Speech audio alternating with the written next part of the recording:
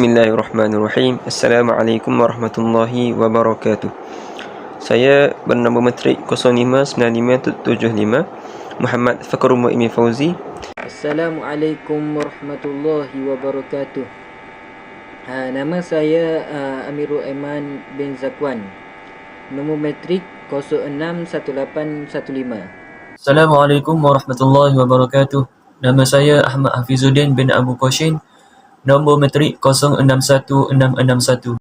Bismillahirrahmanirrahim. Assalamualaikum warahmatullahi taala wabarakatuh. Saya Muhammad Abdul Mughis bin Zakri. Nombor metrik 061703. Baik, jadi kumpulan kami akan membentangkan satu proposal yang bertajuk kesan negatif gadget kepada anak-anak. Anak-anak ni dah macam insan ataupun permata, lagi-lagi terutama sekali kepada ibu bapa. Jadi ibu bapa ni adalah insan ataupun orang yang memainkan peranan yang sangat penting untuk mendidik anak-anak masing-masing daripada mereka kecil sehinggalah mereka menjadi seorang yang dewasa. Bak kata pepatah, melenturi buluh biarlah daripada rebungnya. Jadi ibu-ibu dengan ayah-ayah ibu bapa ni sepatutnya memainkan peranan yang sangat penting dalam mendidik dan mentarbiah anak-anak bagai menatang minyak yang penuh. Begitu. Jadi mutakhir ni kita dapat lihat mengikut peredaran teknologi semasa, boleh dikatakan semua orang, tak kisah budak kecil, remaja, orang tua, dewasa, semua ada gadget dekat tangan. Telefon bimbit, iPad, tablet, macam-macam, canggih, sangat-sangat canggih. Sampai ada yang ramai juga yang terkejar-kejar nak beli latest model, keluaran terbaru, semua orang beli. Cakap hebatnya pengaruh gadget terhadap manusia. Jadi gadget-gadget ni hasil ciptaan yang canggih ni memang banyak sebenarnya. Kebaikan ataupun kegunaan kepada rutin hidup seorang manusia, macam-macam kita boleh cari maklumat, dapat bantu itu ini, dapat eratkan hubungan dengan saudara mara yang jauh, boleh call dan sebagainya. Tetapi gadget juga sebenarnya mendatangkan banyak kesan negatif, kesan buruk kepada anak-anak ataupun budak-budak, anak-anak kecil jika tiada pengawalan ataupun pengawasan yang sepatutnya, penggunaan yang tidak terkawal. Suka saya sebutkan sedikit di sini, antaranya ialah masalah kesihatan. Banyak pakar-pakar doktor yang mengatakan kanak-kanak sekarang kecil-kecil dah kena pakai spek, ada masalah rabun hasil daripada buat main telefon, main game, YouTube dan sebagainya, macam-macam. Kita dapat lihat juga sekarang budak-budak daripada bayi nangis, mak ayah bagi gadget untuk tenangkan mereka. Bagi saya itu adalah satu langkah yang sangat-sangat silap. Daripada kecil kita dah didik anak-anak untuk pegang telefon. Ada juga budak-budak yang jadi obesity. Dulu kalau zaman mak ayah kita, zaman kita petang-petang keluar bersukan, kita suka keluar jumpa kawan dan sebagainya, main macam-macam permainan di luar rumah. Tapi sekarang budak-budak lebih memilih untuk bermain telefon, gadget di dalam rumah, duduk bersahaja, makan, minum, tidur, menyebabkan kesihatan mereka drop, obesity dan sebagainya, jadi gemuk. Hasil gadget. Banyak lagi antaranya yang merosakkan pemikiran minda anak-anak. Sekarang apa? Pornografi, laman web pecah, macam-macam sekarang. Kadang-kadang dalam movie, cerita, dalam game pun mengandungi unsur-unsur ke arah lucah. Na'udzubillah min zalik. Tetapi hakikatnya yang berlaku sekarang begitulah. Jadi kalau kita dulu kecil-kecil tak reti pun pasal, na'udzubillah, tak berani saya sebutkan di sini, tapi kita boleh lihat kanak-kanak sekarang seawal usia darjah sekolah rendah dah reti bergurau senda dengan rakan-rakan mereka tentang benda yang dewasa, adult, 18 and above. Jadi kadang-kadang kita terkejut, zaman aku dulu tak reti pun, tapi budak sekarang dah boleh sebut dengan member dia. Jadi itu adalah satu efek kita boleh tengok hasil daripada penggunaan gadget yang tidak terkawal, bahaya. Hilang fokus belajar, main game kuat. Tak dinafikan, daripada mak ayah sendiri pun banyak yang mengeluh tentang penggunaan gadget yang tidak terkawal oleh golongan anak-anak. Sedikit sebanyak itulah. Jadi itu yang akan kami kaji. Sedikit sebanyak saya bentangkan daripada kumpulan saya. Wallahualam, saya serahkan bahagian yang seterusnya untuk dibentangkan oleh rakan saya dalam kumpulan ini. Sekian, terima kasih. Metodologi kajian.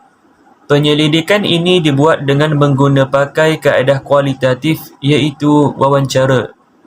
Pengkaji dalam kajian ini telah memilih murid-murid sekolah peringkat rendah yang berumur 9 tahun hingga 12 tahun di daerah Gun Badak, Kuala Terengganu. Cara ini digunakan supaya objektif kajian dapat dicapai dan dapat mengumpul data-data yang diperlukan untuk membuat kajian. Kaedah ini dapat membantu pengkaji agar dapat membuat kajian dengan lebih terperinci. Di samping itu juga, pengkaji atau penyelidik lebih cenderung untuk mengkaji responden yang dibuat dan dapat menanyakan soalan yang sesuai dengan data yang telah diperolehi. Kesimpulan di kajian akhir dapat dilaksanakan dengan membuat kaedah yang sedemikian. Seterusnya, data yang telah dikumpulkan sebelum ini boleh dirujuk kembali untuk menjalankan penyelidikan yang lain pada masa yang akan datang. Bukan itu sahaja, kaedah ini mengajukan soalan terbuka serta bebas yang mana responden boleh memberikan pendapat mereka tentang soalan yang diajukan kepada mereka. Soalannya, yang pertama, apakah kesan negatif gadget yang kamu ketahui kepada golongan kanak-kanak? Soalan kedua, sebagai seorang murid sekolah rendah, apakah pendapat kamu tentang penggunaan gadget di kalangan murid-murid pada masa kini? Soalan yang ketiga, bagaimanakah untuk mengatasi masalah supaya anak-anak tidak terlalu ketagih ke atas penggunaan gadget? Soalan keempat, apakah peranan ibu bapa dalam mengawal penggunaan gadget ke atas anak-anak mereka?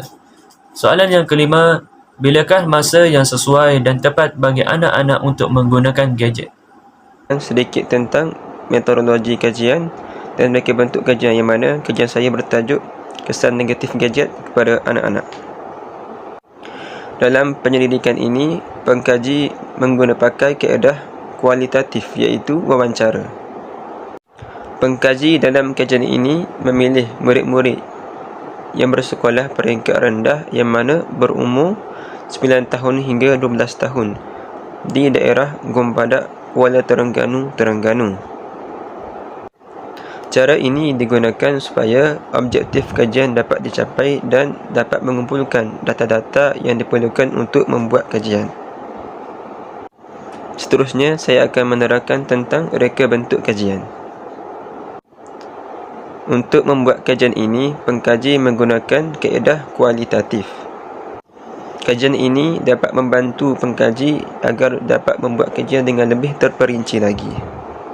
Di samping itu, pengkaji atau penyelidik lebih cenderung untuk mengkaji responden atau dapat menanyakan soalan-soalan yang sesuai dengan data yang telah diperolehi.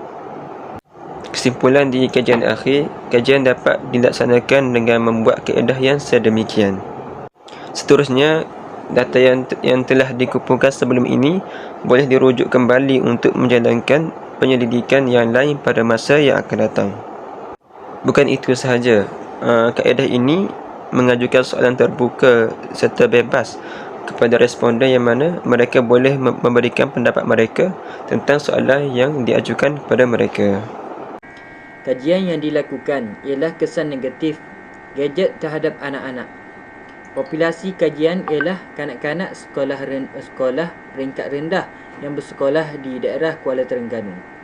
Pengkaji menggunakan kaedah populasi capaian yang mana ianya adalah populasi pilihan yang realistik.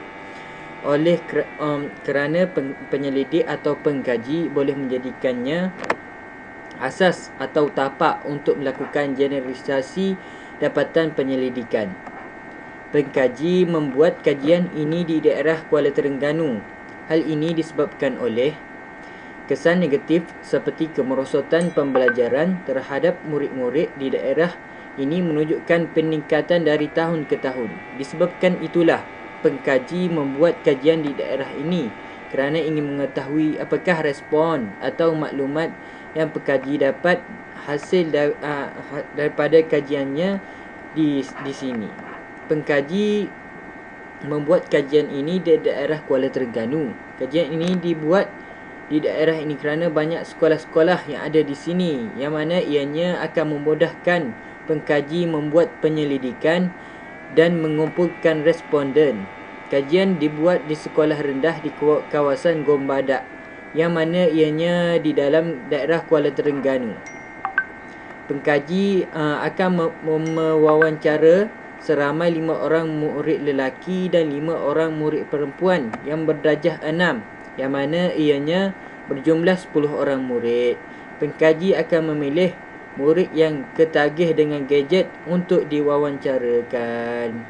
Wallahu alam. Setakat itulah sahaja